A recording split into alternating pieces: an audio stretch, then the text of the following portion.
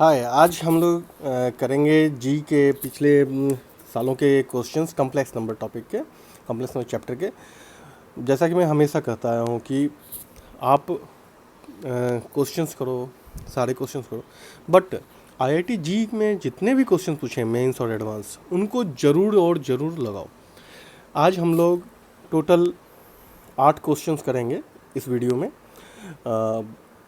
Solution देखने से पहले मेरा कहना होगा कि आप लोग पहले खुद ट्राई करो। तो क्वेश्चंस को देख लो, वीडियो पॉज करो, ये 3 क्वेश्चंस देखो पहले, फिर ये 3 क्वेश्चंस देखो, एंड फाइनली ये 7th और 8 नंबर का क्वेश्चंस सॉल्व करो। अगर नहीं बनता है तो वीडियो को कंप्लीट देखो। जो सोच रहे हो बच्चे कि डायरेक्टली मैं पहले यही क्वेश्चन आंसर देख लूँ, तो उनके लिए थोड़ा डिफ़िकल्ट होगा, बिकॉज कंसेप्ट पुराने जो पहले कंसेप्ट हैं इसके, उनको पहले ध्यान में देखना पड़ेगा। तो वो सब उस वीडियोस को देखें जिसमें कंसेप्ट हैं, और जो प्रैक्टिस कर चुके हैं ऑलरेडी कंसेप्ट के साथ, उनके लिए ये वीडियो सही रहेगा। ठीक है, तो फर्स्ट ऑफ ऑल हम लोग स्टार्ट करेंगे पहले क्वेश्चन से। क्वेश्चंस में क्या कह रहा है? क्वेश्चंस कह रहा है कि Z and W are two non-zero complex numbers such that mod of Z equal to mod of W and argument of Z equal to argument of Z plus argument W equal to pi। ठीक है, then Z equals to, तो Z किसके बराबर होगा? Z और W अगर दो non zero complex number हैं इस तरह से कि mod Z और mod W बराबर हो। अब देखो इसमें सोचना है कंसेप्ट क्या आ सकता है। आर्क जेड और आर्क डब्ल्यू की बात हो रही है। जब आर्गूमेंट की बात हो रही है, जब हम लोग आर्क की बात कर रहे हैं, तो हम लोग वो वाला कॉन्सेप्ट यूज करेंगे जिसमें कॉम्प्लेक्स नंबर को हम लोग इस तरह से भी डिनोट कर सकते हो, यूलर वाला R E to the power I theta. Okay, इस कंसेप्ट का, इस पॉइंट का हम लोग यूज करेंगे। क्यों यूज करेंगे? क्योंकि ये आर्गूमेंट की बात कर रही है। जहाँ भी आर्गूमेंट की बात हो रही है इस क्वेश्चन में, जहाँ भी क्वेश्चन में आर्गूमेंट की बात हो रही है, तो पहला ट्रायल हम लोग सोचेंगे, पहला अटैम्प्ट इस तरह से लेने की कोशिश करेंगे। वाई? क्योंकि इसमें थीटा दिया होता है, आर्गूमेंट इज एंगल और थीटा भी एंगल होता है, तो ये आपको ईजी पड़ सकता है सॉल्व करने के लिए। हर क्वेश्चन में कोई ज़रूरी नहीं है, but most of the case में ऐसा ईजी पड़ेगा। ठीक है, तो हम लोग यहाँ पे Z equal to R E I theta ले लेते हैं, मान लेते हैं। और आपको पता ही है कि आर इक्वल टू क्या होता है, where R equal to mod of Z. अब देखो मॉड ऑफ जेड और मॉड ऑफ डब्ल्यू बराबर है, तो हम इसको मॉड ऑफ डब्ल्यू भी ले सकते हैं। ठीक, मान लो डब्ल्यू के लिए एंगल जो है फाई है, तो उसमें भी आर तो वही रहेगा, E equal to I phi हो जाएगा। कहीं कन्फ्यूजन है? नहीं ना, सिंपल है। Now argument of Z plus argument Y क्या बोल रहा है क्वेश्चन से? आर्गूमेंट जेड और plus argument W, sorry Y नहीं, क्या बोल रहा है? पाई। अब आर्क जेड क्या है? आर जेड तो थीटा है, तो यहाँ थीटा हो जाएगा, और आर्क डब्ल्यू क्या है? फाई है, तो फाई ये इक्वल टू क्या हो जाएगा ये। अब देखो कितना ईजी हो गया, हम लोग इस फॉर्म में लिखे तो कितना ईजी हो गया। तो so we will use it. अब जहाँ भी थीटा है, अब ये एक हमारे पास आ गया पॉइंट। अब हम लोग सिंपल क्या करेंगे, जेड के बाद, क्योंकि बोल रहा है जेड इक्वल टू, तो हम लोग जेड में लगाते हैं। जेड इक्वल टू क्या है? R E to the power I theta. तो यहाँ पे हम लोग लिख सकते हैं ना, आर ई आई थीटा के जगह यहाँ पे हम लोग पाई माइनस फाई लिख दें, वाई पाई माइनस फाई, यहाँ से क्या हो जाएगा? Theta equal to pi minus phi. तो इस चीज़ को हम लोग यहाँ पे यूज कर ले रहे हैं। ठीक है, अब ये देखो, इसको हम लोग और थोड़ा सा ब्रेक कर दें। R E I pi, R को ब्रैकेट में लो, आर ई आई पाई, और क्या हो सकता है? इनटू ई माइनस आई पाई हो सकता है। तोड़ दिया हमने ब्रैकेट को। अब ये देखो, ई टू पावर आई पाई क्या होता है? 1 होता है, इसका वैल्यू 1 होता है। तो ये क्या हो जाएगा? आर ई पावर माइनस आई फाइव। क्यों?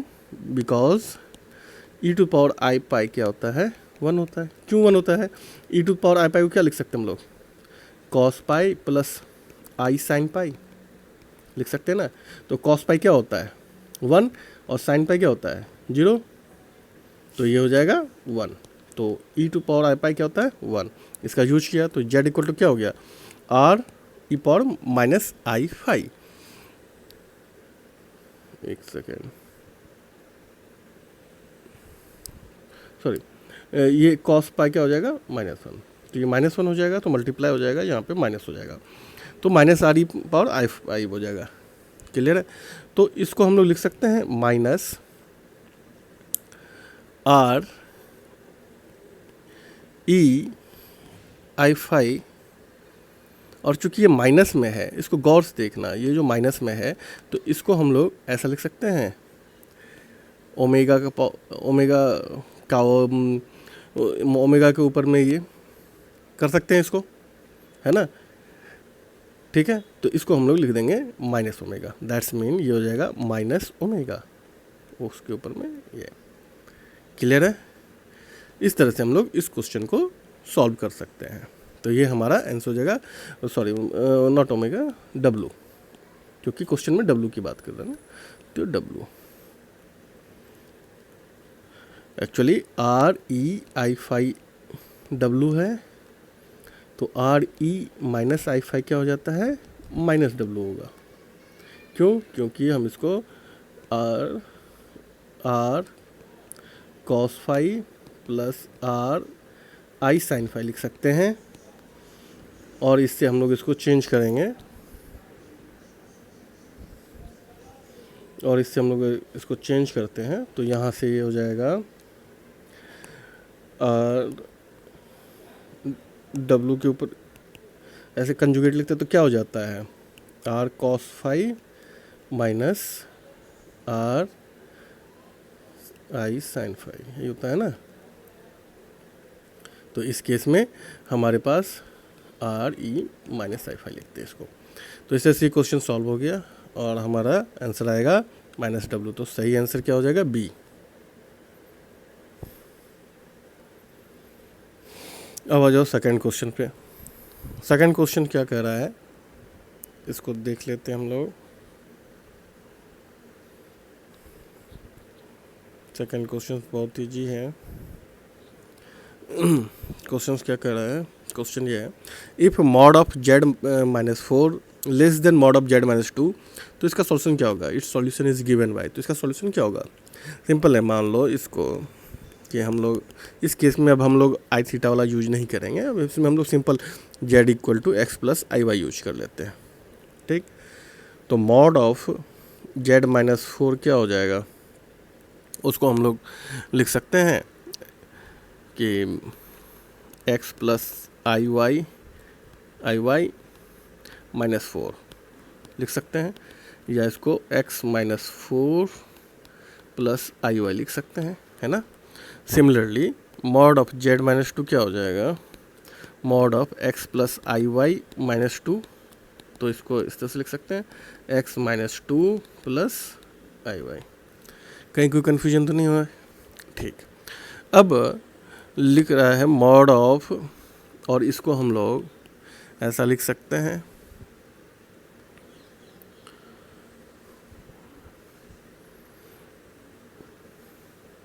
Root under x -4 the whole square plus y square, है ना, और इसमें x -2 the whole square plus y square. अब कह रहा है मॉड ऑफ जेड -4 जो है less than mod of Z -2 है।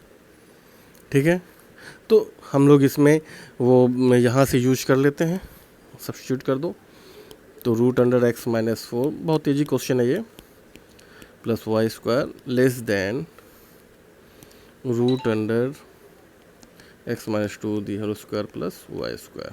ठीक, ये x -4 the whole square plus y square होगा, less than x -2 the whole square plus y square होगा, क्योंकि दोनों तरफ स्क्वायर रूट है तो हम लोग हटा दिए उसको, सिंपल है।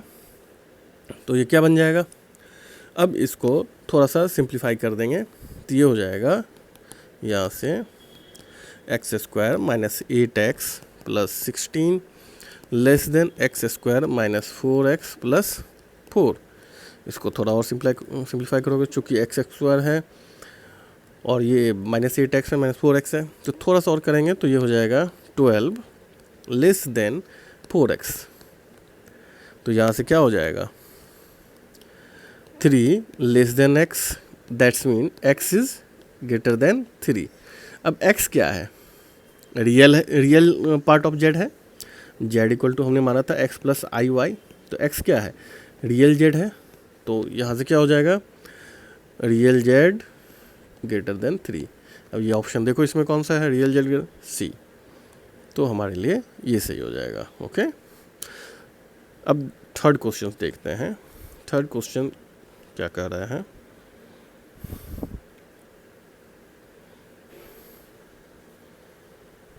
थर्ड क्वेश्चन में कंसेप्ट थोड़ा सा अलग लग जाएगा, क्योंकि लोकस की बात कर रहा है और हाइपरबोला पाराबोला की बात कर रहा है। तो हम लोग इसको सॉल्व करेंगे दूसरे ढंग से। क्या तरीका रहेगा, लोकस क्वेश्चन क्या, locus of the centre of a circle which touches the circle z minus z1 mod of z minus z1 equal to a and mod of z minus z2 equal to b externally, means उस circle के centre का locus बताना है जो इस दोनों circle को externally touch कर रहा हो, ठीक है, जहाँ z, z1, z2 और कॉम्प्लेक्स नंबर हैं। क्लियर है, तो इसका लोकस क्या होगा, इलिप्स होगा, हाइपरबोला होगा, सर्किल होगा, क्या होगा। सो हम लोग देख लेते हैं क्या होता है। मान लेते हैं अब चूंकि लोकस ऑफ इस सर्किल की बात कर रहा है ना, जो इसको एक्सटर्नली टच करता है, तो मान लेते हैं let us assume that z minus z0 equal to r वो सर्किल है, इज द सर्किल, ठीक है। आपको पता है सर्किल का कॉम्प्लेक्स नंबर में इक्वेशन यही होता है, स्टैंडर्ड इक्वेशन यही होता है, z minus z0 equal to r, जहाँ r क्या होता है रेडियस होता है, ठीक है, क्लियर है, ओके। और लोकस जो होता है सेंटर का लोकस जो होता है z जो होता है। तो अब हम लोग इसको चेक कर लेंगे क्या है। तो इसमें क्या करेंगे, अकॉर्डिंग टू गिवन कंडीशन, जो कंडीशन दिया हुआ है उसके हिसाब से z0 minus z1 equal to r plus a and z0 minus z2 equal to r plus b, ठीक है, क्लियर है, कहीं कन्फ्यूजन नहीं होना चाहिए इसमें, है ना, क्योंकि दोनों इसको एक्सटर्नली टच कर रहा है। अब एक सर्कल को दूसरा सर्कल एक्सटर्नली टच कर रहा है, इसका रेडियस r है ये सर्कल का, और इसका रेडियस a है, बिकॉज ये है a। तो इस दोनों के बीच का जो डिस्टेंस होगा, मीन्स ये z0 हो गया, ये z1 है, z minus z1 equal to a mod of. तो यहाँ z1 क्या होता है, z1 होता है सेंटर, है ना, तो यहाँ पे z1 इसका सेंटर हो गया, यहाँ z0 इसका सेंटर हो गया जो एक्सटर्नली टच कर रहा है, और ये इसका r है, और ये इसका a है, जो रेडियस इसका r है, इसका a है। तो जो टोटल डिस्टेंस हो जाएगा r प्लस a हो जाएगा, r प्लस a हो गया, और उसको हम लोग डिनोट करते हैं z0 माइनस z1, मीन्स दोनों के सेंटर का कॉम्प्लेक्स नंबर में माइनस करके मोड़ लेते हैं। सिमिलरली जो ये सर्किल है ये दूसरे सर्किल को टच करेगा, दूसरे सर्कल को भी एक्सटर्नली टच कर रहा है, और इसका रेडियस क्या है b, और ये इसका पॉइंट क्या है z2। तो यहाँ पे क्या z0 minus z2 equal to r ये इसका रेडियस है, r प्लस बी, सिंपल है। अब यहाँ से हम लोग क्या करेंगे, एलिमिनेट कर देते हैं r को, तो हमारे पास एक इक्वेशन आ जाएगा। नाउ एलिमिनेट कर दो r को, r अगर एलिमिनेट करेंगे, कैसे एलिमिनेट करते हैं हम लोग, बेसिकली पहले इक्वेशन में से दूसरे इक्वेशन को सब्ट्रैक्ट कर दो, तो क्या हो जाएगा mod of z0 minus z1 minus mod of z0 minus z2 equal to a minus b, clear है, ठीक है। अब अगर z0 जो है हमारा सेंटर का उसको डिनोट कर रहा है, तो आपको पता है लोकस कैसे हम फाइंड करते हैं, लोकस क्या हो जाएगा, जेड रिप्लेस कर देते हैं हम लोग Z0 को, रिप्लेस Z0 विथ जेड, यही होता है ना लोकस जब निकालना होता है तो हम लोग जेड से रिप्लेस कर देंगे। तो इक्वेशन क्या बन जाएगा, z minus Z1 mod minus z minus Z2 equal to A minus b. तो ये किस चीज़ का इक्वेशन होता है, यहाँ A माइनस बी को हम लोग C भी लिख सकते हैं, या मतलब इसको P लिख दो। P क्या है, एक कांस्टेंट, एक कांस्टेंट। इस केस में क्या होता है, जब इसका इस इक्वेशन को हम लोग फिर इस तरह से लिखते हैं, minus Z2 equal to any constant होता है, तो वो किसको डिनोट करता है, हाइपरबोला को, equation of hyperbola in a complex form, equation of hyperbola. Clear है? आई होप आप लोगों को समझ में आया होगा। ये क्वेश्चन बहुत ईजी है, बहुत कोई ऐसा नहीं है, आपको बस पता होना चाहिए इक्वेशन ऑफ हाइपरबोला क्या होता है, इक्वेशन ऑफ सर्कल क्या होता है, इक्वेशन ऑफ स्ट्रेट लाइन क्या होता है, ये जेड के फॉर्म में आप लोगों को पता होना चाहिए। बाकी कुछ नहीं किया हमने, एक कंसेप्ट यूज किया, डिस्टेंस जो है वो क्या होता है, डिस्टेंस का फॉर्मूला क्या होता है कॉम्प्लेक्स फॉर्म में, उसको यूज किया है। कोऑर्डिनेट ज्योमेट्री थोड़ा सा जिसका स्ट्रांग होगा, जो थोड़ा सा समझ में आता होगा, वो इजीली इसको सॉल्व कर सकते हैं। ठीक है, नेक्स्ट क्वेश्चन देखते हैं। नेक्स्ट क्वेश्चन क्या कर रहा है, if z and omega are two non zero complex number such that z omega equal to mod of z omega equal to 1 and argument of z and minus argument of w equal to pi by 2, then conjugate of z and w is equal to, इसके बारे में बोल रहा है बताने के लिए। तो वी विल सी कैसे इसको सॉल्व करेंगे, बहुत ईजी क्वेश्चन है ये भी। क्या कह रहा है, हम लोग यहाँ देखेंगे मॉड ऑफ जेड डब्ल्यू इक्वल टू 1, ठीक है। देन मॉड ऑफ जेड डब्ल्यू, इसका वैल्यू क्या होता है ये पूछ रहा है, ठीक है। तो मॉड ऑफ, सॉल्यूशन देख लें, mod of z omega equal to 1, that's mean हम लोग इसको इस तरह से लिख सकते हैं, कंजुगेट ऑफ जेड एंड डब्ल्यू, या इसको हम लोग इस तरह से लिख सकते हैं क्या, कि mod of z into mod of omega equal to 1 लिख सकते हैं क्या, इसको इस तरह से लिख सकते हैं मॉड, अब जेड की जगह पे हम लोग जेड का कंजुगेट ले लें और मॉड डब्ल्यू इक्वल टू 1। अब क्या इसको हम लोग इस तरह से लिख सकते हैं कि मॉड ऑफ जेड कंजुगेट और उसको mod of z conjugate and डब्ल्यू इक्वल टू 1 लिख सकते हैं ऐसे। कहीं कोई कन्फ्यूजन है? आई डोंट थिंक सो, कहीं कोई कन्फ्यूजन नहीं होना चाहिए। ओके, अब हम लोग इसमें आर्गूमेंट ले लेते हैं, argument of z conjugate and omega. तो ये हो जाएगा हमारे पास आर्गूमेंट ऑफ, आर्गूमेंट का प्रॉपर्टी याद करो, उस प्रॉपर्टी से क्या होता है, अगर मल्टीप्लाई में हो तो क्या हो जाता है, एडिशन के रूप में काम आता है, सिमिलरली जैसे कि लॉगरिथमिक में होता है। अब इसका आर्गूमेंट का क्या होता है, माइनस आर जेड, ये प्रॉपर्टी है, और ये हो जाता है आर्ग डब्ल्यू, ठीक है, कहीं कोई कन्फ्यूजन नहीं। अब यहाँ से क्या होता है, आर्ग जेड माइनस आर्ग डब्ल्यू इक्वल टू पाई बाई 2, तो यहाँ से क्या हो जाएगा, ये माइनस पाई बाई 2 के बराबर हो जाएगा, equal to minus pi by 2, ठीक है। तो जेड डब्ल्यू क्या हो जाएगा, सिंपल है, -1 हो जाएगा। अगर आर्ग जेड डब्ल्यू equal to minus pi by 2 हो तो जेड डब्ल्यू कितना हो जाएगा, -1, ठीक है, क्लियर है। ओके, बहुत ईजी क्वेश्चन था, बहुत ही ईजी क्वेश्चन है, सिंपल, आपको कंसेप्ट पता होना चाहिए। जैसे इस क्वेश्चन में कंसेप्ट है आर्ग, पहला कंसेप्ट है इसको इस तरह से कैसे लिख सकते हैं, सेकंड कंसेप्ट है अगर ये ऐसा हो तो इसको इस तरह से लिख सकते हैं, तो ये सब पता होना चाहिए और आर्गूमेंट का वैल्यू निकालना आना चाहिए। तो नेक्स्ट क्वेश्चन अब देखते हैं, पांचवा क्वेश्चन है। पांचवा क्वेश्चन थोड़ा इसमें यूज किया है उन्होंने इक्वेशन को, तो हम लोग उसको इस तरह से हैंडल करते हैं। कैसे करेंगे देखते हैं। अब Z1 and Z2 two roots है इक्वेशन इसका, इस इक्वेशंस के टू रूट्स हैं, है ना।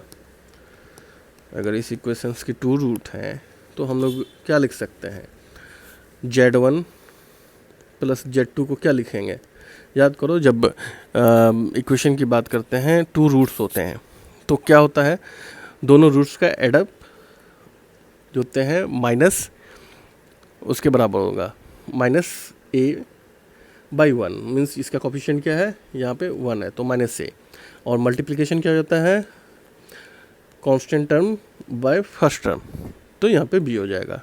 ठीक है, अब क्या कर रहा है 0, now further assume that the origin Z1 and Z2 form an equilateral triangle. जब भी इक्विलेटरल ट्रायंगल फॉर्म करता है तीन कॉम्प्लेक्स नंबर सपोज करो कि तीन complex number Z1, Z2 and Z3, ये कंसेप्ट ध्यान में रखना, फॉर्म्स इक्विलेटरल ट्रायंगल, तो equilateral triangle then Z1 square plus Z2 square plus Z3 square equal to होता है Z1 Z2 plus Z2 Z3 plus Z1 Z3। तो इस concept को याद रखो। अब यहाँ पर क्या फॉर्म कर रहा है, 0 Z1 एंड Z2। ठीक है, 0 का क्या मतलब हुआ, 0 का मतलब हुआ 0 प्लस I0। ठीक है, अब हम लोग क्या करेंगे, जब 0 Z1 एंड Z2 है तो यहाँ पे क्या हो जाएगा, 0 का स्क्वायर प्लस Z1 का स्क्वायर प्लस Z2 का square equal to 0 into Z1 plus Z1 into Z2 plus Z2 into 0। कहीं कोई कन्फ्यूजन नहीं ना, सिंपल है। अब यहाँ से क्या हो जाएगा, Z1 square plus Z2 square equal to Z1 Z2। हम लोग को क्वेश्चन क्या कर रहा है, देन अब हमारे पास तो ये है और ये है Z1 Z2, ये दोनों हैं। अब हमको इन दोनों के बीच में रिलेशन प्रूव करना है, तो कैसे कर सकते हैं, सिंपल है, Z1 प्लस Z2 का होल स्क्वायर क्या हो जाएगा, इसको स्क्वायर कर दो तो क्या होगा, -a का स्क्वायर हो जाएगा।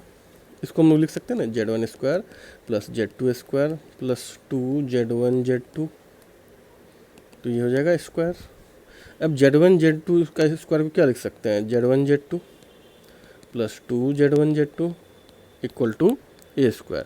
तो यहाँ से क्या हो जाएगा, a square equal to 3Z1 Z2, and Z1 Z2 क्या होता है, b है, तो यहाँ से 3b हो जाएगा। तो कौन सा आंसर सही है हमारा, डी नंबर। तो डी नंबर का आंसर सही हो गया। 9, बहुत इजी क्वेश्चन था ना। अब छठा क्वेश्चन करते हैं हम लोग, ये भी बहुत इजी है, ये तो बहुत ज़्यादा ही इजी, हम लगता नहीं मुझे सॉल्व करना चाहिए, but still I will solve it. इस क्वेश्चन में क्या कर रहा है, देखो सिंपल है, ये क्वेश्चन में बोल रहा है if this equal to 1 then. अब जब भी ऐसा रहता है यार, तो इसमें सिंपल है, हम लोगों को क्या फंडा पता है, i square equal to -1, I4 equal to 1। तो कोशिश करेंगे इसको चेंज करने का इसमें से किसी भी तरह से। तो कैसे कर सकते हैं, डिनोमिनेटर में है, तो जब भी डिनोमिनेटर में हो तो क्या करते हैं, उसके कंजुगेट से ऊपर नीचे मल्टीप्लाई करते हैं। तो क्या हो जाएगा, 1 + i बाई 1 - i, कंजुगेट से मल्टीप्लाई करो, 1 + i है ना, पावर x, कहीं कोई कन्फ्यूजन नहीं, इक्वल टू 1 है। अब ये क्या हो जाएगा, ऊपर मल्टीप्लाई करोगे तो 1 + i स्क्वायर प्लस 2i, नीचे करोगे तो 1 - i square, x equal to 1। अब इसको क्या लिख सकते हैं हम लोग, 2i/2 equal to x equal to 1। तो यहाँ से i equal to i⁴x equal to 1। अब हम लोग को पता है I4 इक्वल टू 1 होता है, कन्फ्यूजन नहीं है। तो x क्या होना चाहिए, x should be A multiple of 4,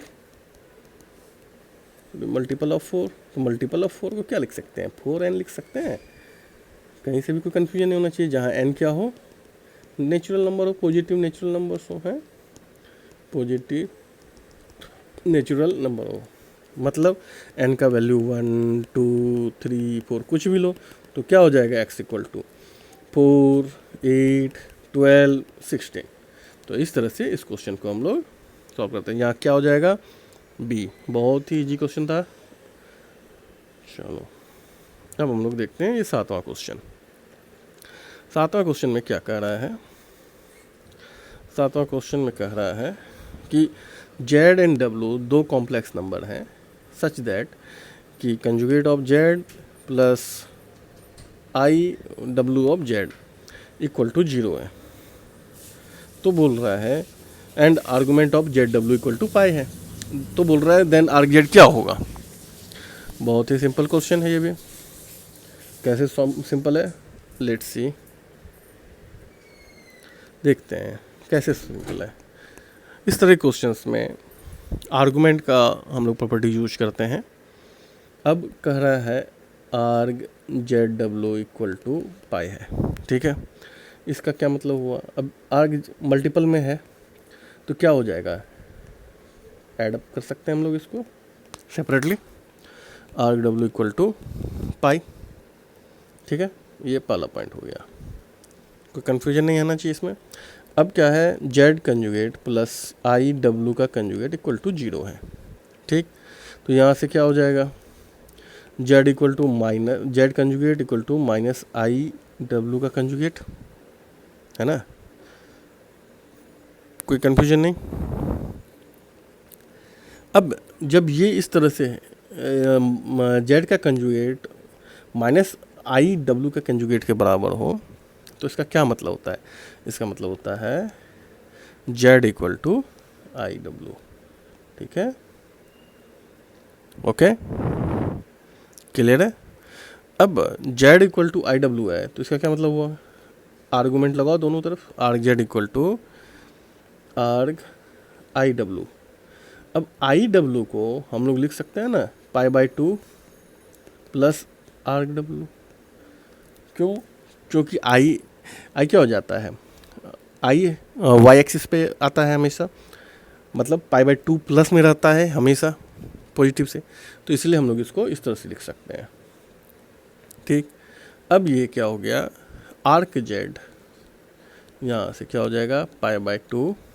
अब आर्ग डब्ल्यू का फॉर्मूला हमने यहाँ निकाला था, आर्ग जेड प्लस आर्ग डब्ल्यू इक्वल टू पाई। तो यहाँ से आर्ग डब्ल्यू क्या हो जाएगा, पाई माइनस आर्ग जेड, तो इसको यूज करो, pi by 2 plus pi minus arg z. Arg z को इसको इस तरफ लेके जाओ तो क्या हो जाएगा, 2 आर्ग जेड एडअप हो जाएगा ना, इक्वल टू, इस दोनों को ऐड करेंगे तो क्या हो जाएगा 3 पाई बाई 2। यहाँ से आर्ग जेड इक्वल टू क्या हो जाएगा 3 पाई बाई 4। आंसर क्या है, ये सी, ठीक है। तो हम लोग इम्पोर्टेंट प्रॉपर्टी यहाँ पे क्या ध्यान में रखना है, z conjugate equal to minus i डब्ल्यू कंजुगेट होता है तो ये चेंज हो जाता है जेड इक्वल टू आई डब्ल्यू पे। कैसे होता है आप इसको चेक कर सकते हो, सपोज करो z equal to x plus i y है और डब्ल्यू equal to x1 plus i y 1 है, ठीक है। अब जेड कंजुगेट क्या होगा, x माइनस आई वाई, ये इक्वल टू किसके है, माइनस आई x1, इसको इधर यूज करते हैं हम लोग, करते हैं ना, उधर स्पेस कम है, तो ये क्या हो जाएगा x minus i y equal to minus i x1 plus i y 1। तो ये हो जाएगा माइनस, ये हो जाएगा y1 माइनस आई x1 और x माइनस आई वाई। तो यहाँ से क्या हो जाएगा x equal to y1 and y equal to x1, यही मतलब होता है ना, क्लियर है। यहाँ से ये फंडा क्लियर है। अब हम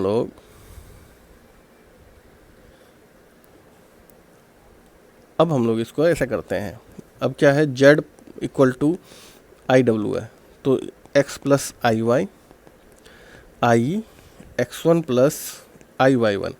अब इसको हम लोग ब्रेक करेंगे तो क्या हो जाएगा x1 x plus i Y और माइनस y1, यही है ना। तो यहाँ से क्या हो जाएगा,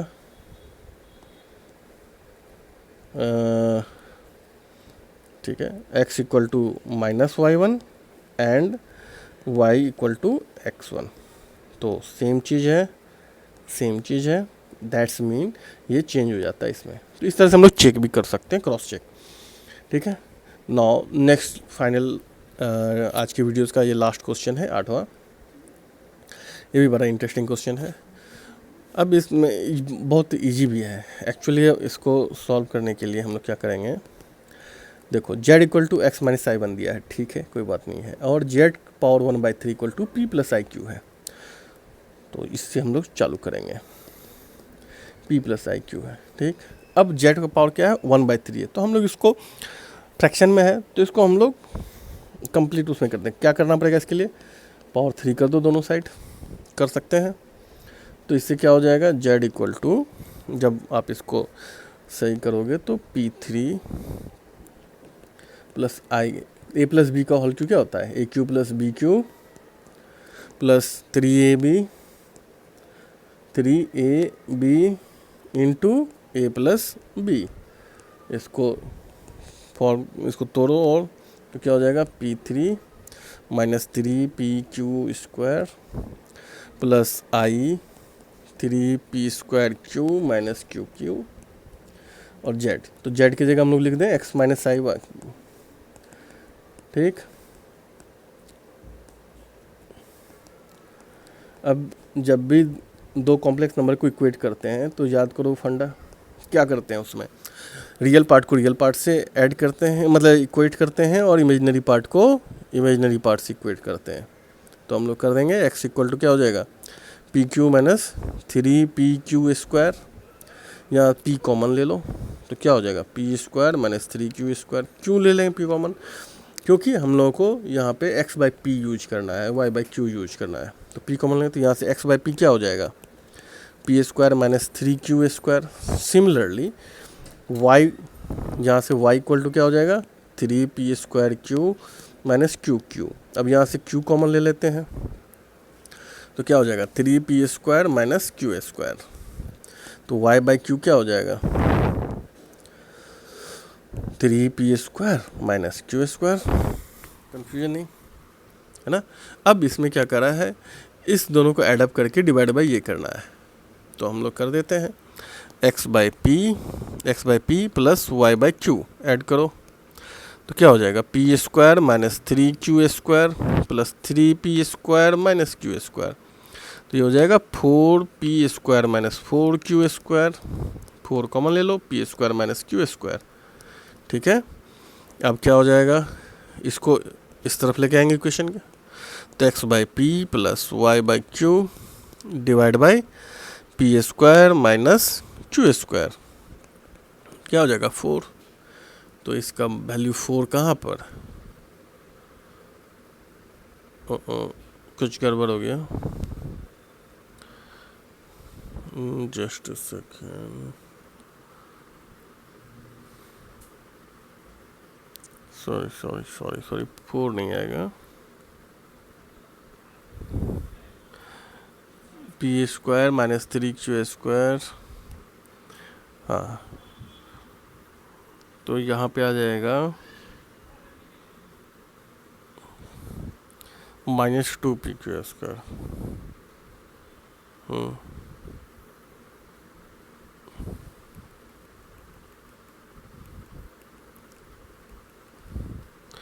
x equal to p² minus 3q², y equal to q, हाँ ओके। तो माइनस, सॉरी यहाँ पे हमने गलती कर दिया था, माइनस IQ y ले लिया था ना।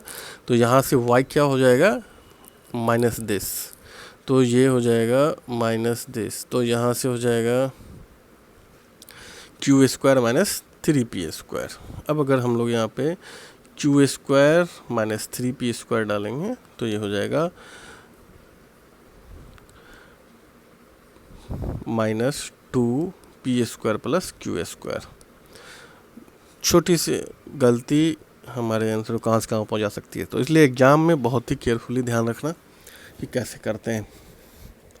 प्रोसेस यही रहेगा, बस थोड़ा सा चेंजेस आ गया क्योंकि हमने वहाँ पर x माइनस आई वाई था और हमने यहाँ पे माइनस वाई को इक्वेट करना चाहा, पर हमने नहीं किया। ये बीच में प्लस साइन है तो हमने उसको वो गलती कर दी, इसीलिए यह गलती आया। तो ये -2 होगा। तो -2 कहाँ पे है आंसर? ये है आंसर। ठीक इसी तरह से हम लोग आगे क्वेश्चन सॉल्व करेंगे। 8 क्वेश्चन हुआ, नेक्स्ट वीडियो में नेक्स्ट 8 क्वेश्चंस को सॉल्व करेंगे। इसी तरह मेंस का करेंगे, फिर एडवांस का करेंगे, सारे क्वेश्चन सॉल्व करते आएंगे। ठीक है, आप लोगों को वीडियो कैसा लगा कमेंट करके ज़रूर बताना, सो दैट कि मैं मोरल हाई रहे और मैं कंटिन्यू करता रहूँ। कुछ अगर कमी लगे, कुछ ऐसा हो तो वो भी रिमार्क्स में देना definitely. I will see in the next videos to correct all those things. Thank you